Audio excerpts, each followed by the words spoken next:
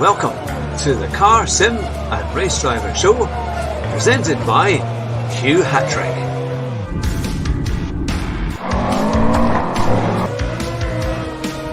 Here at Bathurst in the Forest, my very special guest, Peter Colley, Rascal, Rabbit, Josh Martin.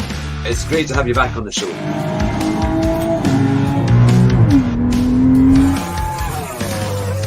Drive fast and try not to crash.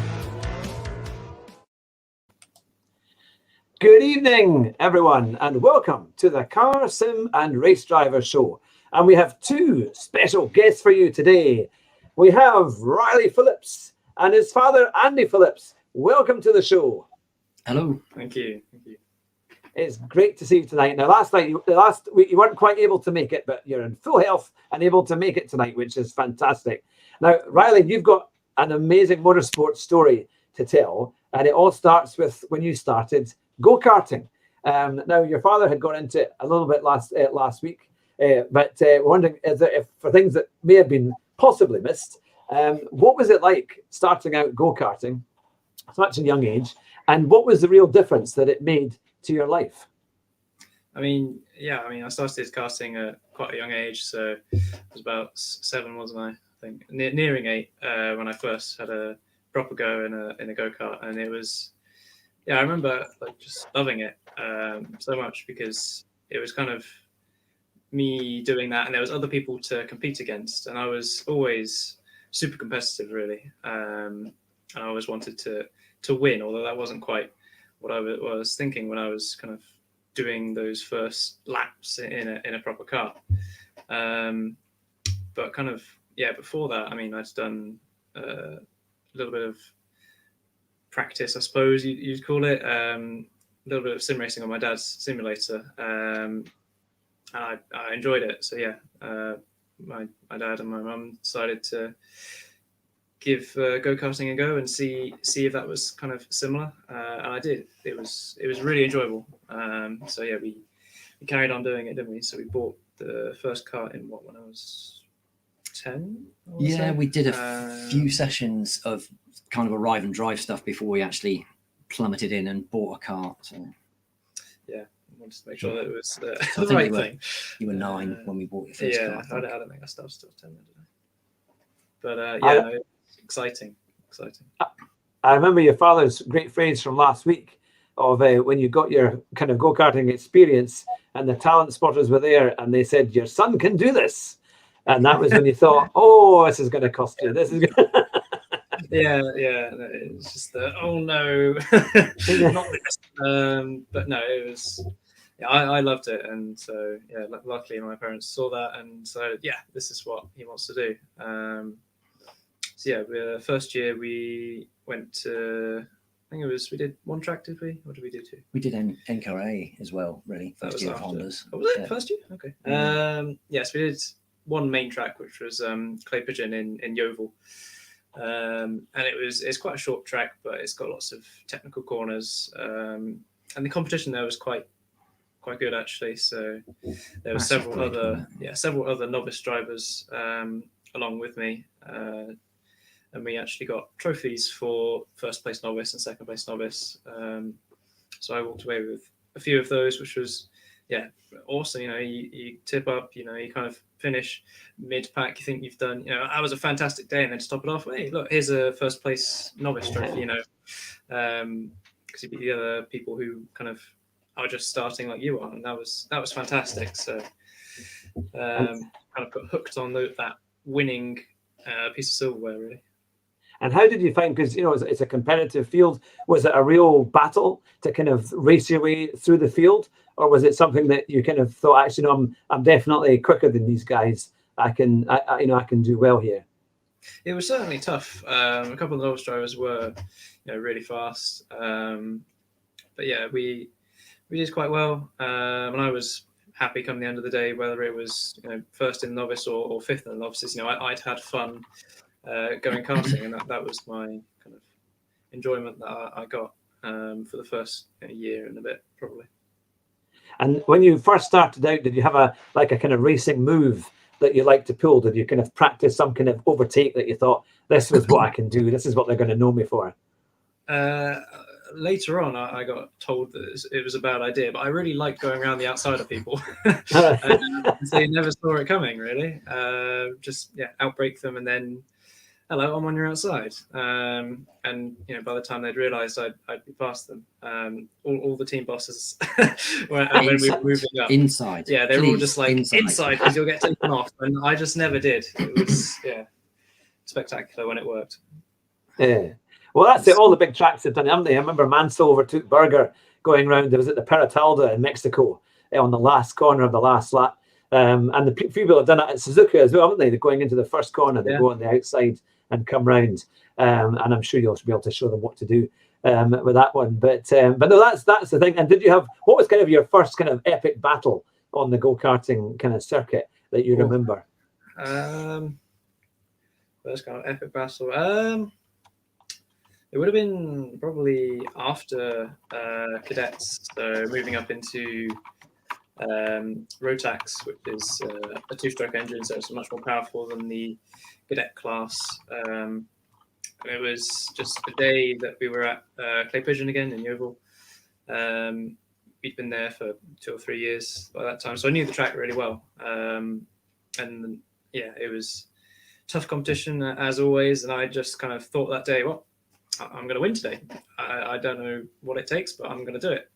And to be fair, Riley was always really, really quick. And there was another driver there. I mean, there was a few quick drivers there, but there's one in particular that was dominating, but he was also very forceful. Let's just put it that way. Yeah. And we'd normally end up with a lot of damage from that weekend because one way or another, Riley was like the other quickest driver, I think. And they'd always end up having a battle somewhere, but Riley would end up getting put into the barrier. And but not on this particular day. No, not on this particular day. So we had 3 heats and a final for the race day basically. And I don't know what was different on that day, but did I win all of the heats? I think I came away with 2, didn't I? I think came away with 2, and you put it on pole, and pole for the final, and Tommy then was in second. Yeah, I was just untouchable for the final. I just ripped away, and that was it. It wasn't. There was a moment on the first lap where you were side by side rubbing, but you decided that you weren't going to get taken out.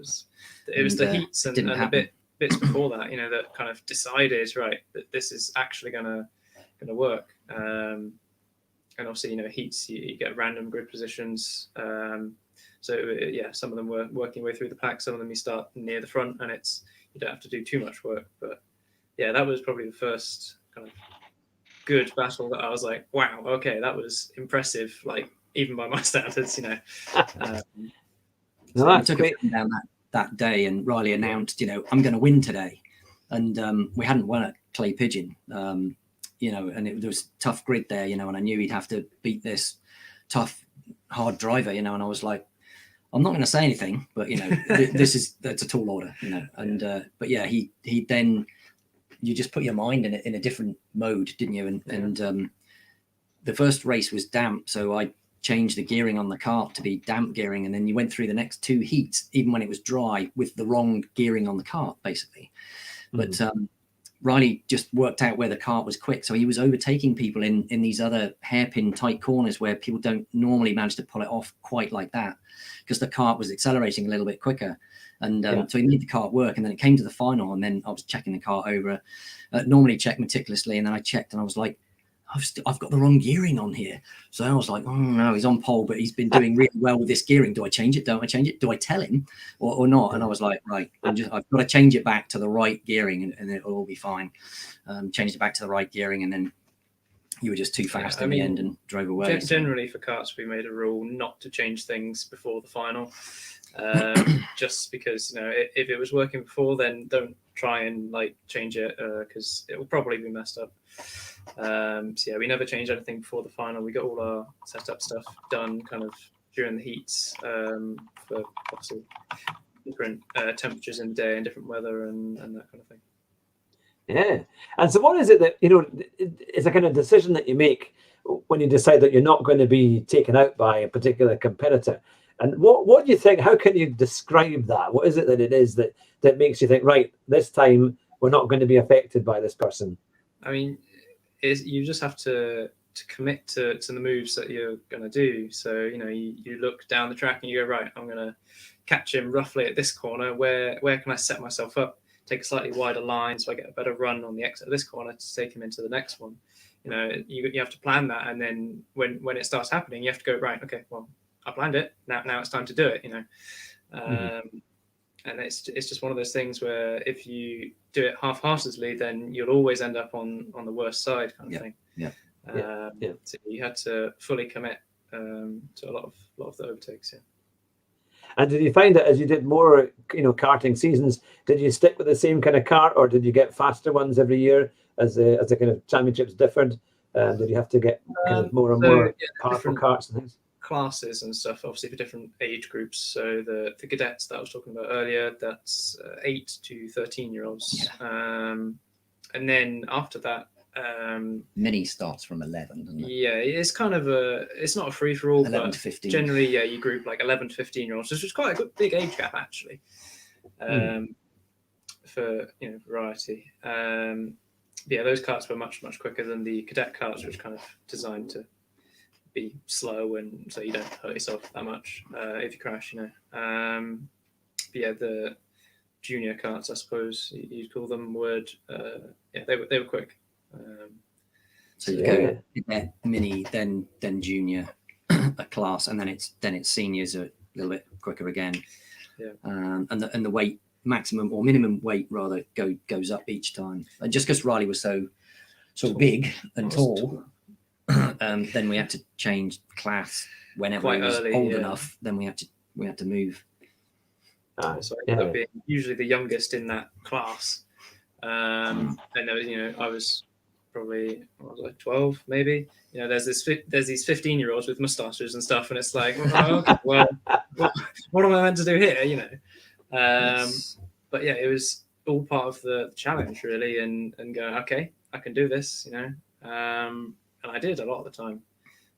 It's good competition though, isn't it? I mean, it's good learning for you, isn't it, to be able to go through that and get a good challenge, and if you can keep up with them and then beat them, that must be a great feeling. Yeah, no, absolutely. Yeah, it's like, wow, I beat that person who should probably be beating me, because of their experience and how they're much stronger than I am to handle a kart at that point. And then obviously as I get older and had more experience in karts, then I just kept getting quicker. We had lots of success, I'd say, in karts, didn't we?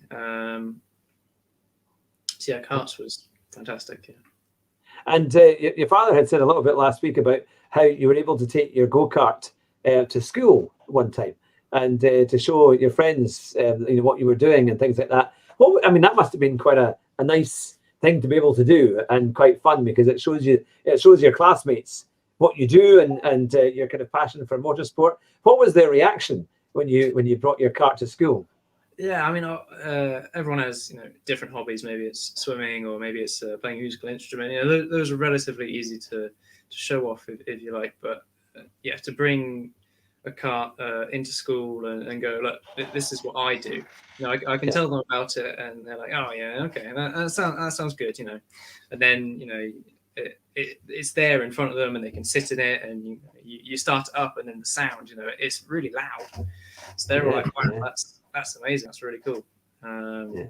So that was really awesome to do that. We took Freddie karting as well, didn't we? Yes, yeah. So I had a couple of school friends that I took with me to drive my actual kart at the track, and it was a relatively quiet day, so it was fine. But they really got a good experience out of that, and they were like, this is really cool what you're doing. That's awesome. Yeah, that's brilliant. I remember when I was 18, I did an arrive and drive day at the Jim Russell School of Racing at Donington Park way back in 93. And I was in the sixth form at school. And I was so I thought, this is the one time I'm going to show them I'm a racing driver when I go back to school, And of course, everybody at the end, they get a certificate, even if you do badly or whatever. They give you a certificate just so that you go home with something. And I remember saying to the headmaster, I came third, and I completely made the whole thing up. I came third in this big arrive and drive day. And he was so impressed. It was a small private school near Berwick-on-Tweed. He thought, we better get you up at assembly then. So he brought me up onto the stage and shook my hand and said, well done, Hugh. I'm sure you'll be a racing driver, of which I had absolutely no chance of doing anything like that. But no, it must be great to be able to bring it to school and let people see what you actually do. And then go out there and race and get good results. How did you find that, did racing really help to build your confidence? And that's one of the things your father had said, it made a big difference. Did you just see that you could, because you were achieving in that field, did you feel that could help you achieve in other areas of your life? Yeah, no, absolutely. I mean, kind of before karting, we tried several other hobbies, swimming, horse riding, the kind of things which people might normally think of when you think of, oh, what do you do for a hobby? Canoeing, sailing. Yeah, lots of other extreme sports, I suppose you call them. But yeah, karting was probably the most extreme of them all, and that was the one that I enjoyed the most. So yeah, it did help. It gave me something to aim for, something to look forward to. Through school, which was quite difficult for me anyway. But yeah, no, karting was the one thing which I was like, right, it's karting this weekend. Just kind of get through these lessons, and you'll be karting on the weekend. It was that kind of. Yeah. I'm looking forward to it. I can't wait. Yeah. Oh, fantastic. Well, I'll quickly go to some of the questions that we have now. The first one is from Shadow RLM. It says, does Riley enjoy all the setup of the karts, and how much setup is involved in a kart? Karting, yeah, there's a lot of setup that can be done, and they all make quite big changes in the way that it feels and how it handles, because it's very small. So if you move something 5 millimeters on the front outwards, so the wheels, then it's going to make a big difference to how the car turns and how much grip you have through the corner. And yeah, I really enjoyed kind of working on it as a puzzle almost, and I still do enjoy working on setup and going, is this quicker, is this not? Do I make it feel better for me? How can I solve it for other drivers? And that's kind of the next bit of setup thing which I've been working on recently is how I know it feels good for me, but does it feel good for other people? Can I make them quicker without sacrificing too much speed for myself, kind of thing? So yeah, I enjoy setup a lot. Oh, that's super. I'll go to another question from Paul Stanford. Did you ever get any of your school friends into go-karting after you took your kart to school? A lot of them were, very excited, but I don't think any of them got into it really. I mean, a lot of yes, Casey. True, yeah. A lot of birthday parties were karting themed after that. Yeah, that'd be quite good fun. So lots of people went indoor karting, which is still great fun, and I do enjoy it because I usually beat my friends anyway. I know. I was going to say they would dread you coming. Yeah, they usually just count me and go, yeah, okay, this person will not run. It's like, yeah. They'd want to be in a different split. They want to say, you go in that group or something, Yeah, no. So, that's kind of birthday party thing. But then, recently there was, I did some of the British Schools for Karting championships. So I took 2 very good karting friends. They were both quite quick, but they still could improve in some areas, and I was kind of coaching them as we went along.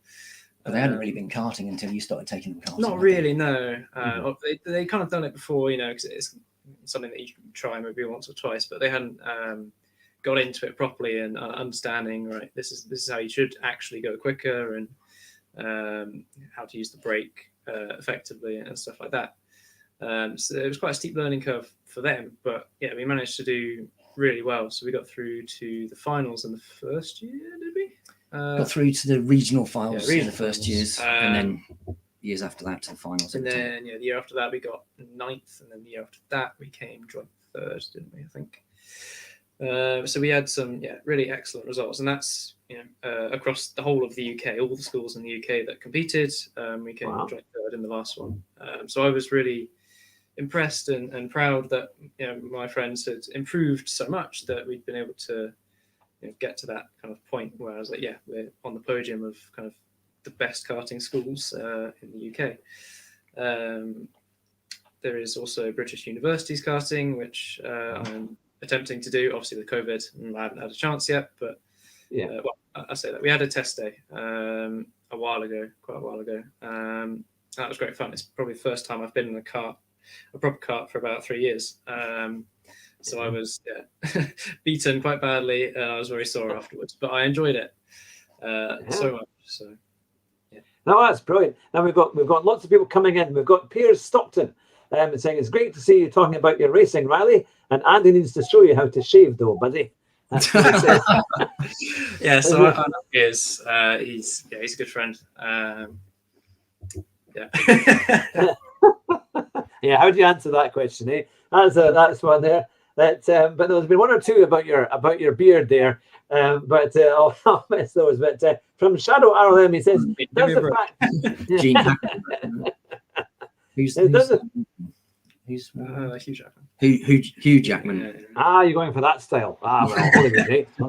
But, does the fact that you race make your dad happy to let you learn how to drive in his car?"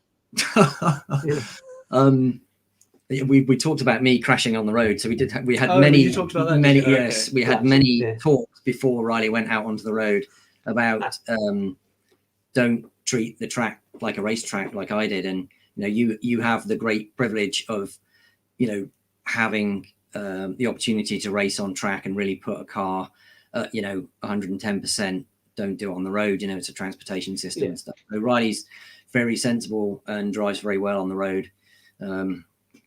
Touch wood. I don't know that he's silly. So, but the insurance is so difficult with young people. I've got we've got a big truck basically for pulling his sister's horse and stuff. So I can't get him on the insurance for the Navara truck. So so he doesn't drive that, but he's got his Suzuki Swift. And if we're going around the place or going 2 races and it's just me and him, then we share the driving and stuff, and he drives really well. It's great. The Suzuki, I enjoy it a lot. It's even got racing stripes on the side, so it's perfect for me.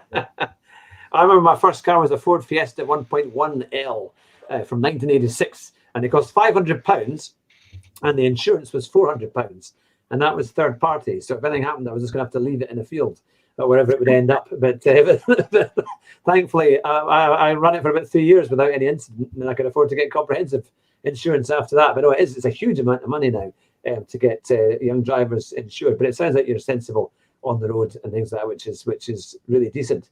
Now we'll go to a good question from Voter Racing. I hope I've pronounced that correctly. It's does sim racing help you in real world racing and vice versa? Yes, I'd say absolutely. So my first couple of years in cars, especially, I was practicing the tracks beforehand on the simulator just to get an idea of where they went. And there's a whole big rabbit hole that I could go down there. But I think it helps to know which way the corners go on the track, as well as you can get a rough idea for braking points and lines. As time goes on, I think sims will be more and more realistic. And obviously, we know that they're very competitive as well at the moment, and it'll probably be even more so in the future. Yeah. Yeah, absolutely. Now we've got a question from Debbie Burgess. How many times did it take to pass your driving test? We don't need to talk about that. That's fine. Is that a moving on question? Is it? Racing translates relatively okay. I knew how to drive. I could do all of that perfectly. I was probably overconfident, I suppose would be the word. I don't think it's overconfident. Is the driving instructors don't expect you to know how to drive. To have the level of awareness that you have when you're a racing driver. So Riley drive up to the roundabouts and go across the roundabout, and then they'd go, "Oh, you didn't see those cars over there, you didn't see them coming." Why? And he was like, well, there was a gap. There was plenty of room. I made proper progress there. And yes, I did see those 2 cars and the cat on the right hand side, but they fail him already, on driving, too confidently and without, the relative attention that they'd expect from a learner driver. So the big thing was mirrors. So you meant to check your mirrors like every before you do anything.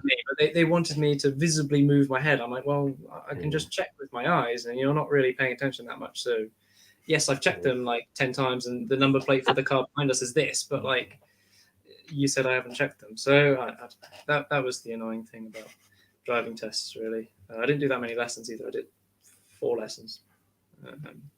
That's pretty good going. Yeah, no, that's the thing, isn't it? And it is difficult. I mean, especially because you're used to racing and being competitive like that, isn't it? You're not really used to looking in your mirrors so much because you want to be in front of people, not behind them, isn't it? So you're more, that would be your. Yeah, I'm sure that's probably what. Especially, the rule was, it's not a rule, but every time you look behind, you lose a tenth, basically, in karting, and it was kind of true. You could see it because people wouldn't be paying as much attention as they should be to what's in front of them, and they'd worry about it and they'd lose time because of it. So yeah. Yeah, you have to wear that T-shirt on the front that says "Leave me alone. I know what I'm doing." For Kimi Räikkönen, isn't it?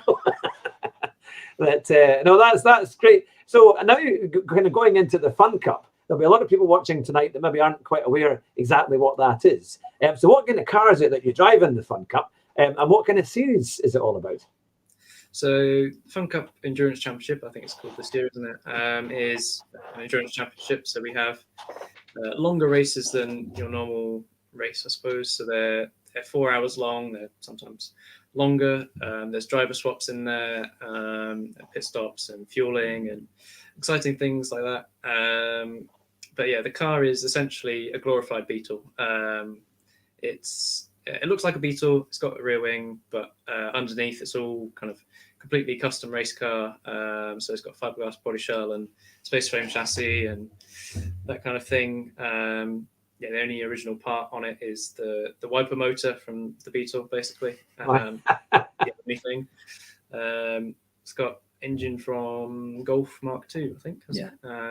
So 1.8 litre inline-4. It's a fun car, as the championship suggests. Yeah, because it'll be very light, won't it? And it'll react really quickly to your inputs. 50 kilos, I think. Wow. Empty. It's very light. Yeah. And does it sound quite nice? Is it quite a kind of addictive engine that you quite like listening to?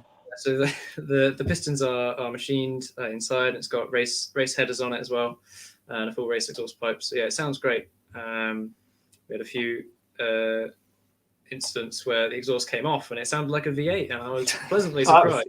Even better, before I had to pit in and fix that, but was it too light? You'll get done for being it. Would you be under the weight? Loud, yeah. Just too light. It sounded great. So is it true that when you're racing like that, and you get used to your car, that you learn how to change up by the sound, so you can recognize that rather than having to really kind of look at the rev counter and things? Is it something that you can recognize quite quickly? Yeah, sound is very important in racing, and I think in Formula E in the first couple of years, lots of drivers were getting caught off by not really having sound there. And I certainly am when kind of I'm sim racing and my headphones disconnect. I'm like, oh, where's everything gone? It's true. It does make a difference. So I really value sound and having it. Listening to engine pitch and knowing am I in the right gear, how much of the tires kind of sliding.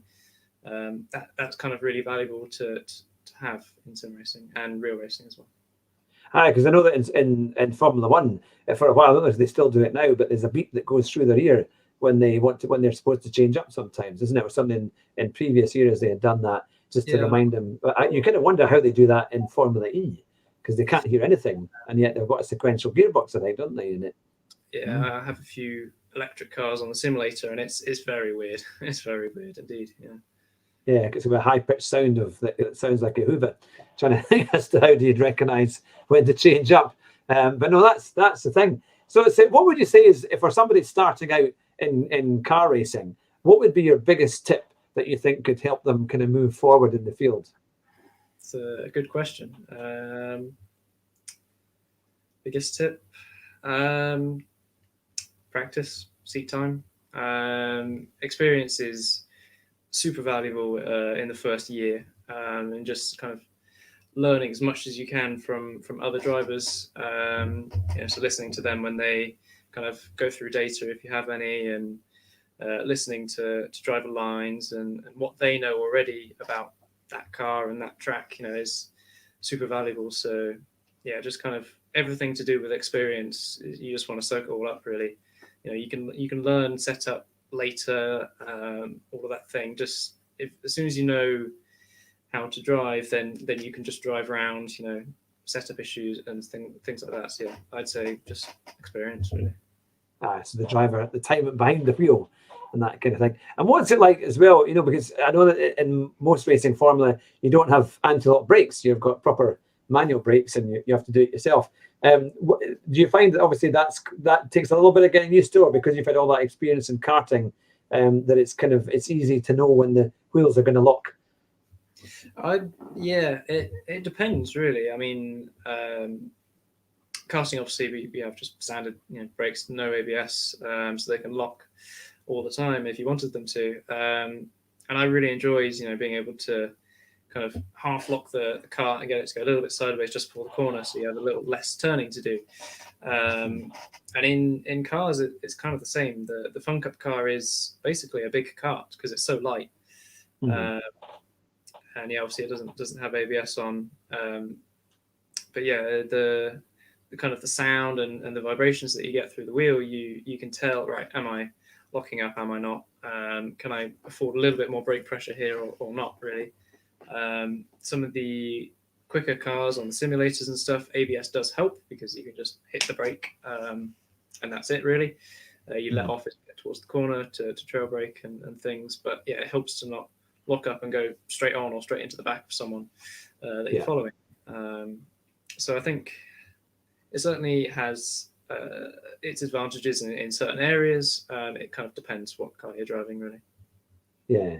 And also another thing, when we're playing sim racing games like Gran Turismo and things like that, going offline doesn't make such a big difference unless you really have a big kind of major offline kind of moment and you hit the marbles. But in real life, we always heard that if you hit the marbles, it can make a huge difference. And did that ever affect you in go-karting, or is it mainly kind of real cars, the bigger cars that have that effect?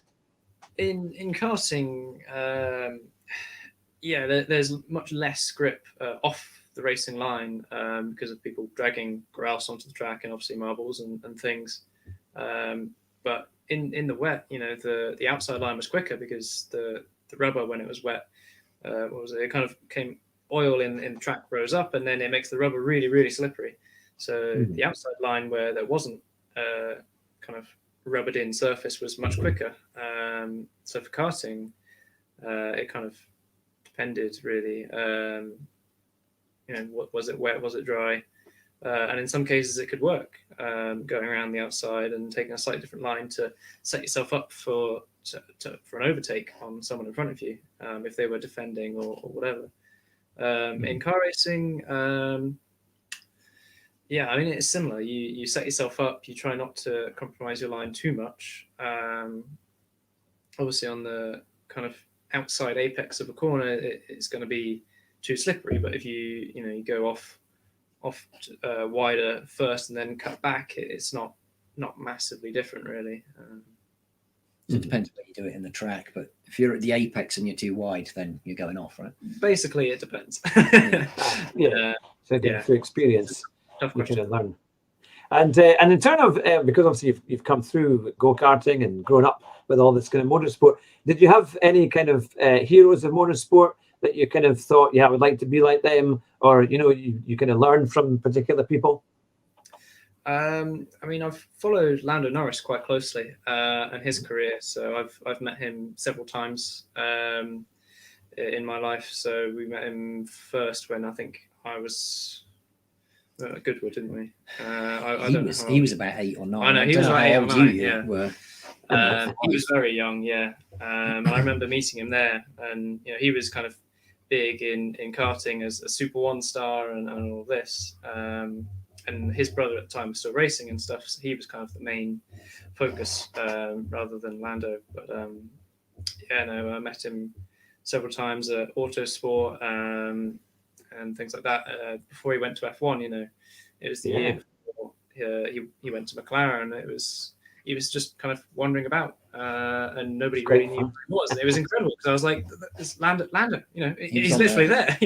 He was on a sim. There's about 5 people watching him. 2 of them were his friends, and nobody knows. And then That's obviously amazing, isn't it?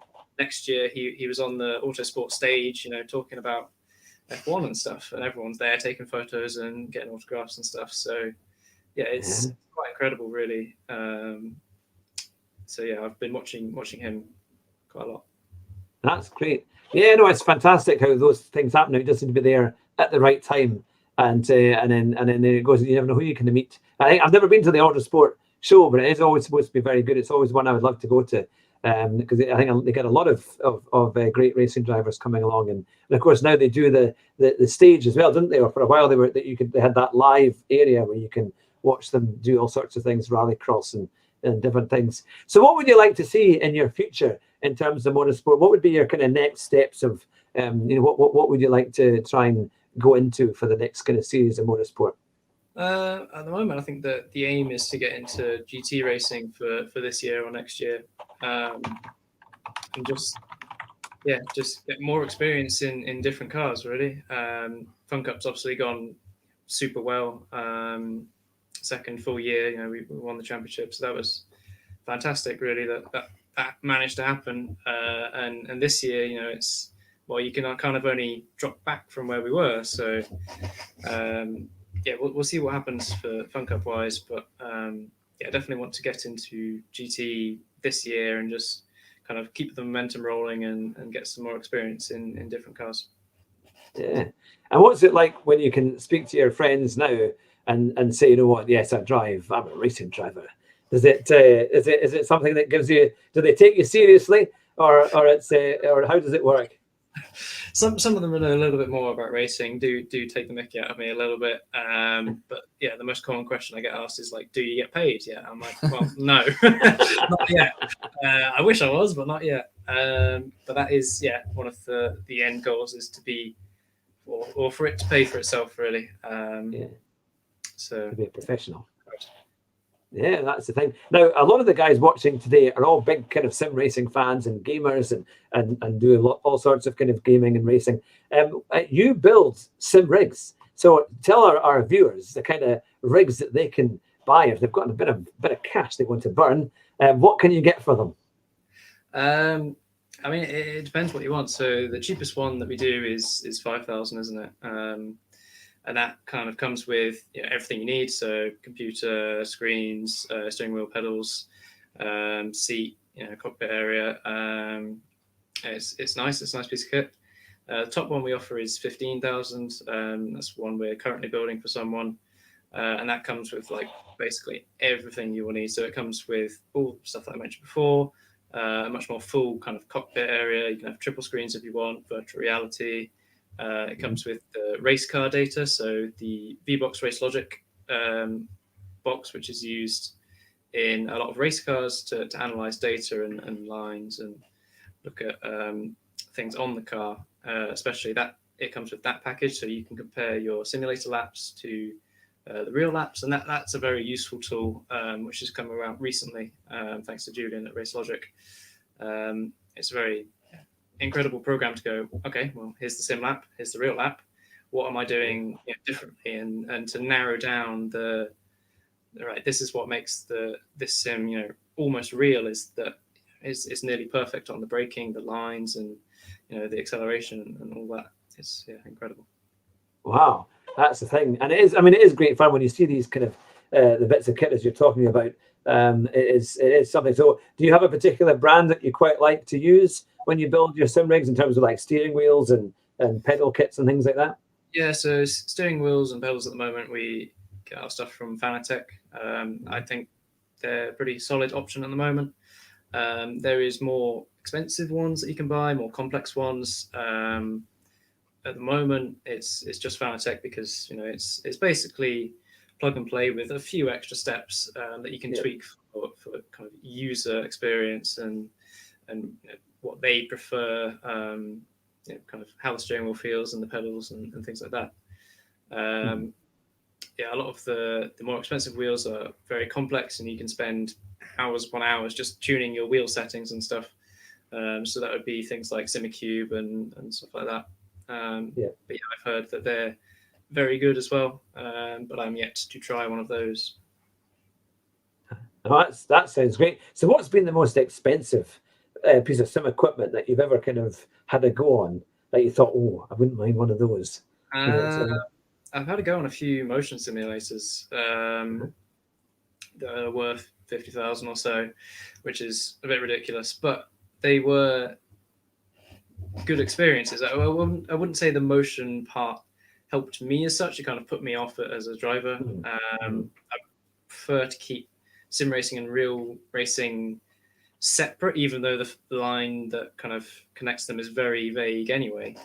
There is a difference, I think. Those were nice pieces of kit, which I'm like, yeah, for a bit of a bit fun, bit of a toy in the background, which people can have a go on. That would be quite cool. Yeah. So it's getting rid of the gym and the garage and bringing in the sim, isn't it? Yeah, a lot of them are quite a workout to kind of stay seated and hold on to stuff as you get thrown about. So, yeah. I always remember last year, 2 years ago, I was at the Block Pain Championship at Silverstone, and I was there courtesy of Renault, and they invited us to their kind of main stand, and they had a motion sensor rig, and you had to kind of climb up this kind of ladder just to kind of get into it. But it was based on a Renault Megane RS, because they were kind of launching the car at the event. And when you got to drive it, not only had they made the mistake, but they allowed far too much sun. There was far too much sunlight coming in, so you could hardly see the screen. So it was all glared, But also, the angles were so ridiculous. I mean, you're at like 45 degrees, and I thought, you're never going to have this in a Renault RS. You certainly hope not, because it would be frightening coming into a bend and it virtually tips over. You'd expect that in a Citroen 2CV or something, but not a Renault Megane RS. And it was quite off-putting. It was kind of, I thought, a normal simulator is probably actually a lot more fun, or kind of more better to drive, and you think would give a more realistic sense. But I suppose if you're in a proper motion one, it's not going to move anywhere near as much as some of these other ones that are obviously designed to give people more like a sense of a ride, like a kind of theme park ride, rather than an actual. I take it the ones. Have you ever driven a kind of F1 style simulator that you sometimes see? Yeah, a few times. So yeah, a couple of times at Autosport, there's been some very nice simulator rigs that have been out, which kind of your projectors and a wall in front of you, and you sit in the kind of cockpit, and you're probably in a Formula style seating position. And those are good.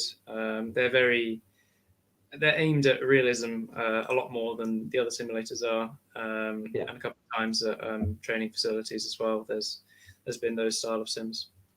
Oh, now we've got a good question for you on the question of sims from the Docinator. I'm not sure if I pronounced that right, but hopefully, as you never know with these PSN names. Would you say it's easier to be faster with triple screens or VR? That is a good question. Personally, at the moment, I use VR. I feel like it helps me be more consistent as a driver. You kind of look and spot your braking point as you would in real life. On triple screens, I don't like them at the moment. I'm still quick, but I'm not as quick or consistent as I am in VR. So at the moment, I drive in VR. Of course. I'm much quicker in VR, much more consistent, and I think it comes back to how people have kind of learned. I think the out and out sim drivers that are used to a triple screen do that 2D, 3D translation in their head, and they get used to that, and then it's fine. So they don't need VR, which is much more 3D. Whereas idiot Joe Bloggs here, is much more just used to driving real cars, so I need that 3D aspect. So the VR helps me massively, and I'm so much quicker and more consistent in VR. So I really struggle with the flat 3 triple screens. So I think it's preference, and perhaps because Riley drives in the real world, he has that he has that 3D leaning. He's leaning more that way than he is to the sim world. But it's an interesting question. He drove on the screens for ages and ages. I wasn't properly into doing league races and things at that point. I was just kind of doing it for fun. I've properly got into it and doing some leagues with professional people. Because now you've built cars for the games, wasn't it? For Assetto Corsa, you built the Fun Cup car that you've got there. What was it like doing that? Because I mean, that's a completely kind of new thing to go into, and that must have developed your IT skills quite a bit. Yeah, I mean, certainly for learning how Assetto Corsa works and understanding the game engine behind that, it was, I kind of threw myself in at the deep end. It wasn't meant to be much, really. It was meant to be kind of just a better practice tool for learning the tracks, as I said earlier, driving them and getting breaker points. It was meant to make that kind of better. And I kind of had finished a version that I was happy with, and then kind of lockdown hit us for the first time, and it was like, oh well, racing's cancelled, what do we do? And I was like, well, hey guys, I've got this car which I've built, do you want to race it virtually? And everyone really liked that idea. So we had a first test race with that, and it went really well. But it was a good 6 or 7 months of just working out what stuff did, and tuning and going, does this feel right? Does this feel right? And the comparison of the VBox data really helped with that. So I could get the correct grip values and the speed and the accelerations, being able to compare the sim times to the real times and the videos there. That was one of the massive parts of being able to get that car driving correctly. Oh, that's fantastic.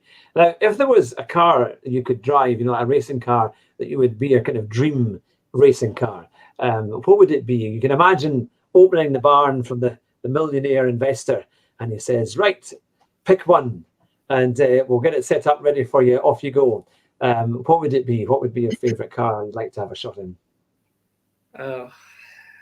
People always ask this kind of question, like, oh, you like cars? Name your favorite car. And it's like, well, I don't know. They're all fantastic in their own ways, and racing. Or even a racing car, even if it was would you drive a Formula One car if you got the chance? I mean, Formula One is fantastic, and there's lots of cars on the simulators that you can drive, and they're all kind of there for you. A favorite? I recently really enjoyed the Formula 2 cars on Assetto Corsa that are available as mods. So I'd probably have a go in a Formula 2 car if I could. So not quite F1, but I think it would be simple enough that I could get, or I could feel like I got the most out of the car, rather than playing around with fuel modes and rest deploy. And the new Formula 2 car sounds quite nice as well, actually. It's quite a good sound. I'm hoping they'll influence that a bit on Formula 1, and we'll start getting a bit more of a tuneful sound from the V6s that they have. But no, that's fantastic. I mean, I know it will be a question you always get. What's your favorite racing car? What's your favorite road car? And that kind of thing. But no, it's great to hear your answers and all of that. But you didn't say 917. It's your favorite car, right? Yeah. So do you have a favorite road car as well that you quite like? I really like manufacturer Radical. So I did my work experience there for GCSEs. And they're a really interesting company. And I really like their race cars. But a lot of them can go on the road as well. So I mean the RXC turbos are a very interesting car. I think there was a road legal SR8, wasn't there? Yeah. That they made as well. So those are two very, very interesting cars to me. A great car for a nice summer's afternoon Sunday drive, but not after you've watched the Grand Prix. But because it never, we've all had experience of doing that one, waiting for the lights to go out when you're at the traffic lights, and it just happens to work at the same time. That I remember doing that in Leith Walk in Edinburgh and having a great time. But although my Ford Fiesta could barely make 30 miles an hour after a few gears. But no, that's the thing. Well, it's been fantastic to have you on the show today. And thank you both very, very much for coming on, especially Andy, because you come on twice to kind of support us here. I was going to say for your fans who are watching, the people that have been asking me questions, what would be the thing that you would like to say to them today? Have you got any kind of tips of the trade that you'd like to give them? I mean, if you enjoy motorsport and kind of you want to get into it, I'd start with karting. It can be expensive, but a lot of the time it doesn't have to be. You can do it for not that much money, and it gives you kind of the same level of excitement and experience that kind of racing in a car would. Yeah, if you want to start kind of motorsport or just generally having more fun with racing, then yeah, do go and do some karting. Fantastic. And where will they next be able to see you? Hopefully in a real race event. Are there any plans, obviously, once the COVID releases? Is there a calendar out yet for the potential races? Finalized yet. Virtually, you can see me. Is it this weekend? Yeah, I think Sunday this night. Weekend, Sunday night, in the Virtual Fun Cup Series. I'll be racing there. You'll need to send us a link for that, and I'll put it out on my social media for you. Great. Yeah, Phillips Motorsport on YouTube or Twitch. Yeah, fantastic. Well, that's great. Well, that's brilliant. Well, we wish you all the best for a great racing career and an extension of your racing career as you go into new championships, and I'm sure you'll do extremely well. And it's been great to get what it, the feel of what it's like from a real racing driver, other than us all our gamers here who just play around on a PlayStation or have a go on a PC. But no, it's great to hear your thoughts and what it's like to be a real racing driver. Stay on the line just now as I quickly close on the show. But to everyone who's been watching, you've been watching the Car Sim and Race Driver Show with two fantastic guests, Riley Phillips and Andy Phillips, father and son, a great racing combination there. And my goodness, what a lot of support it's taken, and what a fantastic story as well of how motorsport has taken you on this far, and especially with your exploits into Assetto Corsa and actually building cars for the game. That is a real achievement as well. So no, it's absolutely fantastic. Now, next week we're going to be taking a wee break because I'm having to move house, but I'll be back again a week on Monday with what is my PSN, which is Fat Man in a Cheap Sim, which is my gaming race on Gran Turismo. So we'll be daring to go back to the GT Sport races and hopefully doing quite well on them. But to everyone who's been watching, thank you very, very much. And to our great guests, Andy and Riley, thank you so much for coming on the show. And I'll finish with our quote. It is, drive fast and try not to crash. And if you do, you'll win the race at the first corner. Bye just now, everyone. Take care.